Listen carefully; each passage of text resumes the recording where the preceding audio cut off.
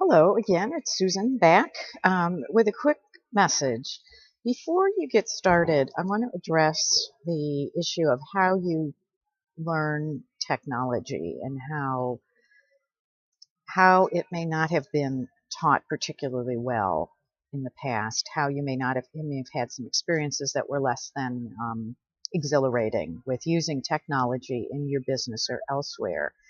I have 2 points I want to make about this. One is a kind of smaller picture about how teaching and learning actually works with technology.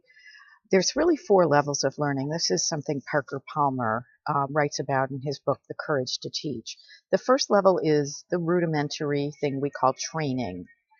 How do you do this? What button to push? What do you put in this blank space? It sort of almost treats you as if you were a machine performing a function. It's the lowest possible level of human performance. And sometimes technology is taught to people that way. And you really can't make sense of it in a larger context when that's all you know.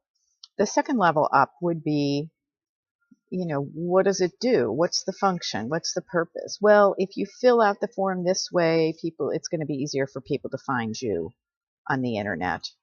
That's good. You've learned a little more. You can have a little more discretion in the way that you operate, but that still isn't very high up the human food chain. The third level that I think we certainly anyone who has a business needs to be addressed at this level is why.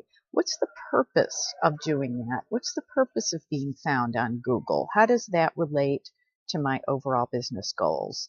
And we're all over that in this class. But there really is a fourth level, and that level is emerging in the economy that we are transitioning into. And that is really questions of the self and of who is it who is doing this activity and what is the meaning of this activity for me? For many people, using technology makes you feel dehumanized. I think that's why people don't use it. It doesn't feel good. And I am very hopeful and very encouraged by the discussion that has always gone on in the tech community, but it's becoming more widespread about using technology to further humanize business. And we are also all over that point of view in this course. A lot of what we're going to talk about in writing profile is about bringing you as a human being into this platform and talking about you and your evolution as the professional that you are. What is it inside of you that speaks to the work that you do? What is the meaning of your work? And that is the way that you connect best with other people, because people, you want to work with, you don't do your work just to make a dollar. People do, but I don't think you do, or you wouldn't be in this class. And you have ambitions for the world and hopes for the world and hopes for yourself that go beyond that. And business to me is about, at its best, is about those hopes and those wishes and making them happen and connecting with others who can act to make them happen as well. Oftentimes that is what you bring as a coach or consultant or service provider, is that more elevated perspective. So that's what we are going to be putting all over the LinkedIn profile. That's what we're going to be learning to do when we get later in the course.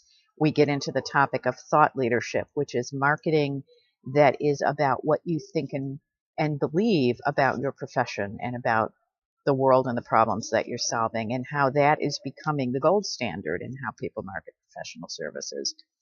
So we're taking the point of view here that LinkedIn is a tool. All of these software packages, all of these social media platforms are tools, and we are the tool users. We are the human beings. We are in charge. We made them, and we use them to make the world and to make our businesses the way that we at our highest level of being choose to be. So fear not. Occasionally we're going to be at the low level of, what do you do? Why do you do it this way? That's a blessing and a curse, because you get to when you do it this way, when you follow the rules, you get extra leverage. The software does the work for you if you will cooperate with it. So that's why we're doing LinkedIn, because it's got some advantages. But never lose sight of the fact that this is a human activity that is designed for you and your goals in your business. And we are we're putting software in the place it belongs. It's a companion, but it doesn't boss us around. We are the boss of it. So keep that in mind when you get frustrated. Ask questions when you get frustrated, and this human being will get your online questions and answer you back. So take care, enjoy yourself, and we'll be talking.